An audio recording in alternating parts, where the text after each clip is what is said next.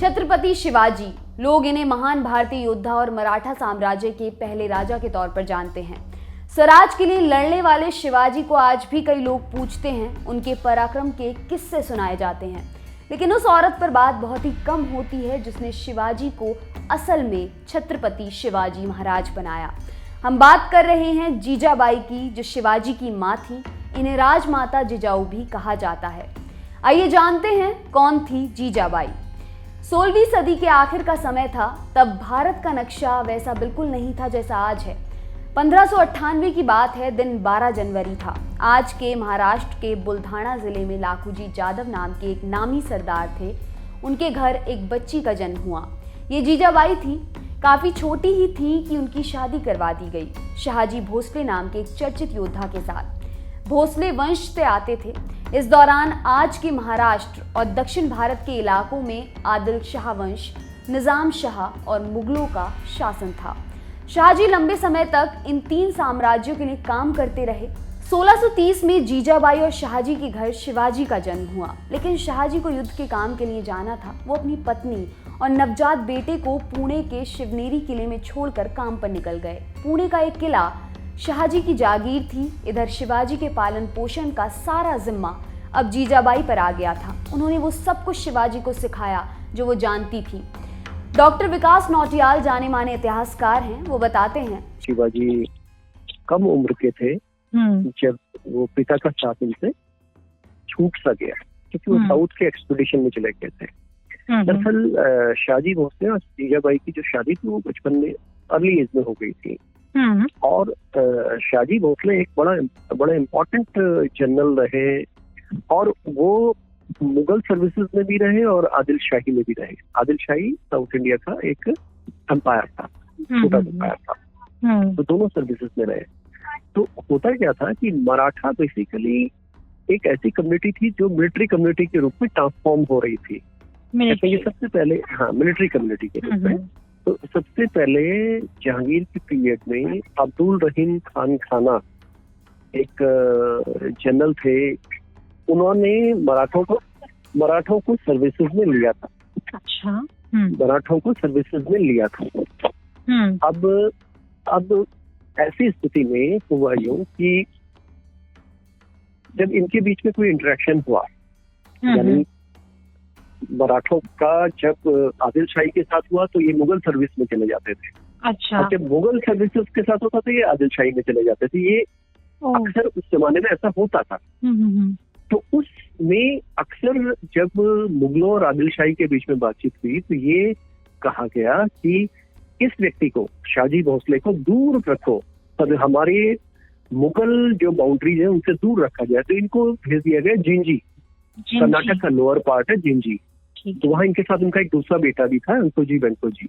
ऊना की इनकी जो जागीर थी, उस जागीर का मैनेजमेंट करने के लिए जो शिवाजी की माँ है यानी जीजाबाई है, उनके साथ पूर्णदेव थे और रामदास जो थे, जो उनके स्पिरिचुअल गुरु थे, वो साथ में रहे। अब ऐसी परिस्थिति में होता क्या था कि अक्सर जो मराठा एरिया था, उस मराठा एरिया में अक्सर लूटपाट होती थी। अक्सर वहां पर मुगल आर्मी या फिर आदिल शाही आर्मी आती थी और वहां पर लूटपाट करते थे उस पर्टिकुलर एरिया में। इसके अगेंस्ट ये था संघर्ष मूल रूप से। तो संघर्ष केवल मुगलों की तरफ से नहीं है, संघर्ष आदिल शाही की तरफ भी है, निजाम शाही की तरफ से भी है और मुगलों की तरफ से भी है। और उसके बीच में एक छोटी सी जागीर है जो शिवाजी की पुणे की जागीर है, या शिवाजी के पिता शाहजी की पुणे की जागीर है। और ऐसी स्थिति में उनको अपने बेटे को पालने का अवसर मिला है। और मूल रूप से नो डाउट अबाउट इट कि हमारे देश के इतिहास में महिलाओं की ऐसी परंपरा रही। बहुत सी महिलाएं ऐसी हैं संख्याबद्ध रूप से जो अपने आप में बहुत ही प्रतिभावान रहे, बहुत ही साहसी, बहुत उनके बीच में इतना टैलेंट था कि उन्होंने वो सारा टैलेंट अपने बेटे में डालने का प्रयास किया, ट्रांसफॉर्म करने की कोशिश की। तो उन्होंने उनको युद्ध कला का भी परिचय दिया, उन्होंने उनको स्ट्रेटेजी का परिचय दिया, उन्होंने उनको जो स्पिरिचुअल पार्ट है, और खास करके हमारे यहाँ रामायण महाभारत की जो परंपराएं हैं। और एक इम्पोर्टेंट चीज जो उस पीरियड में चल रही थी वो था वहाँ का महाराज धर्म का मूवमेंट। तो जिसमें एकनाथ थे, रामदास थे, इनकी जीवनी थी, इनका स्पिरिचुअलिज्म था, वो उन्होंने शिवाजी में ट्रांसफॉर्म करने की कोशिश की। शिवाजी कम उम्र के थे जब पिता का साथ उनसे छूट सा गया। शाहजी भोसले बहुत अहम जनरल थे। उन्हें कर्नाटक के जिंजी भेज दिया गया था उनके एक दूसरे बेटे के साथ। तो पुणे की इनकी जागीर का मैनेजमेंट करने के लिए जीजाबाई रही। उनका साथ दिया दादाजी कोंडदेव ने। तब मराठा इलाकों में अक्सर लूटपाट होती थी। अक्सर वहां मुगल या आदिल शाह की आर्मी आती थी और मराठा इलाकों में लूटपाट करती थी। ऐसी स्थिति में जीजाबाई को अपने बेटे को पालना था। उनके अंदर इतना टैलेंट था जिसे उन्होंने पूरी तरह से अपने बेटे में डालने की कोशिश की। जीजाबाई ने शिवाजी को युद्ध कला सिखाई, रणनीति सिखाई, अध्यात्म की जानकारी दी, खासतौर पर रामायण और महाभारत के बारे में बताया। एक और अहम चीज जो उस वक्त चल रही थी वो था वहां का महाराष्ट्र धर्म का मूवमेंट, जिसमें एकनाथ थे, रामदास थे, इनकी जीवनी थी। इन सब के बारे में जीजाबाई ने शिवाजी को बताया। डॉक्टर विकास नौटियाल बताते हैं कि शिवाजी के व्यक्तित्व को हर तरह से विकसित करने की कोशिशें हो रही थी। जिस दौरान शिवाजी का जन्म हुआ उस दौरान मराठा समुदाय मिलिट्री कम्युनिटी के तौर पर भी ट्रांसफॉर्म हो रहा था। ऐसे में जीजाबाई मिलिट्री के नजरिए से भी शिवाजी को विकसित कर रही थी। इतिहासकारों का मानना है कि शिवाजी आगे चलकर जिस व्यक्तित्व के तौर पर सबके सामने आए उसमें सबसे बड़ा रोल जीजाबाई का ही था। शिवाजी के किन कामों में जीजाबाई का असर दिखा? इतिहासकारों का कहना है कि जीजाबाई एक साहसी, निडर और आध्यात्मिक महिला थी। काफी धार्मिक भी थी। इतिहासकार रिमझिम शर्मा पीजीडीएवी कॉलेज में प्रोफेसर हैं। वो जीजाबाई के व्यक्तित्व पर कहती हैं, उनका जो व्यक्तित्व था वो काफ़ी आप कह सकती हैं कि स्ट्रॉन्ग वुमेन के रूप में वो थी। और सिर्फ शिवाजी ही नहीं बल्कि जब जैसे जैसे साम्राज्य बढ़ने लगा वैसे वैसे हम देखते हैं कि उनका जो आप कह सकते हैं वॉर से रिलेटेड या जो स्ट्रैटेजीज से रिलेटेड, पॉलिसीज से रिलेटेड, इन सभी एरियाज में काफ़ी ज़्यादा इन्वॉल्वमेंट रहा है।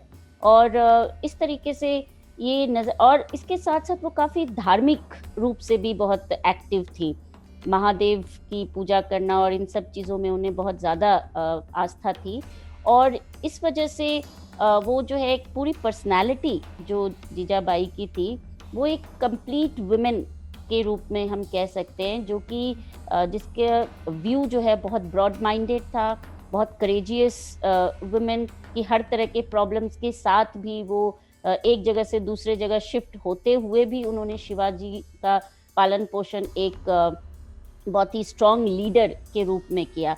तो इसलिए जब तक ये सारी चीज़ें माता में नहीं हो, मदर में नहीं हो, तब तक बच्चा जो है वो इतना स्ट्रॉन्ग नहीं होता है।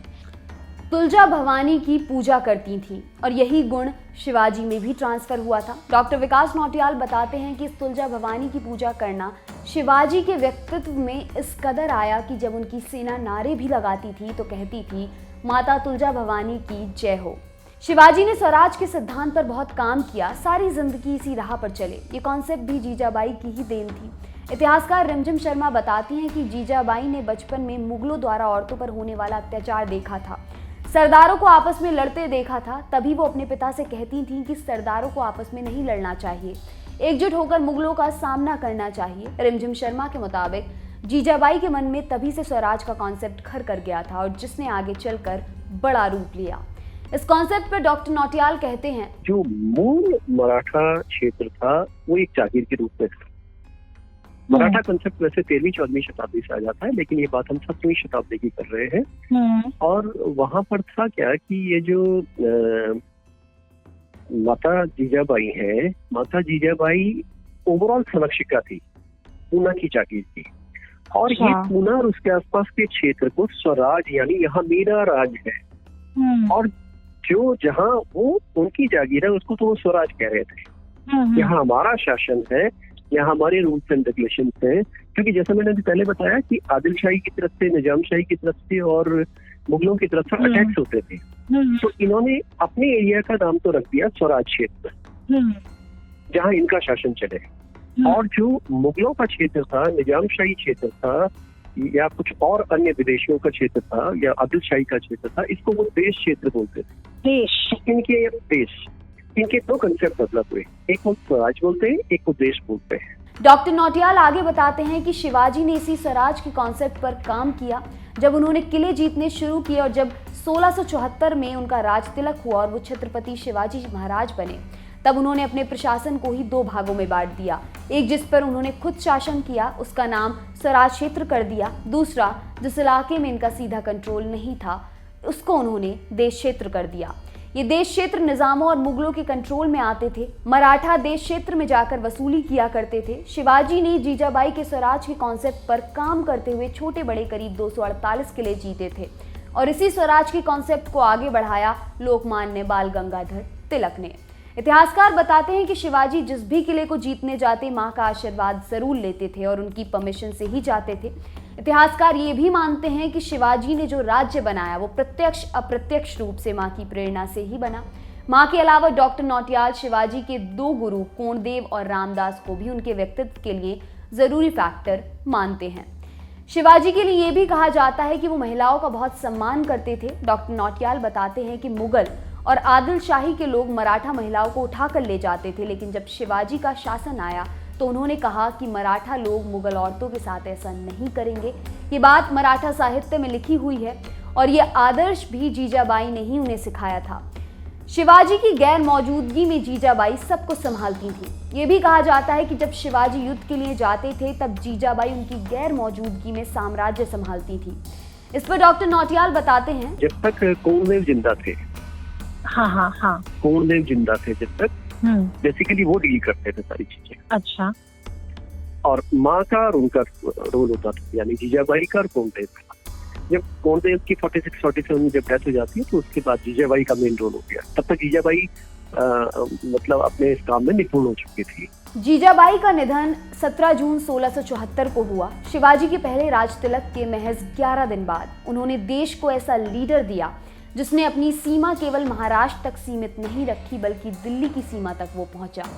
मराठा साम्राज्य को 248 किले दिलवाए। ऐसे लीडर को बनाने वाली जीजाबाई के बारे में बहुत कुछ लिखा जाना चाहिए। हो सकता है कि लोकल साहित्य की गहराई में जाए तो काफी कुछ मिले, लेकिन ऊपरी तौर पर आम आदमी अभी तक इससे काफी दूर है। आपके लिए खबर लिखी हमारी साथी लालिमा ने। मेरा नाम है दिव्यांशी। देखते रहिए ऑर्डिनरी। शुक्रिया।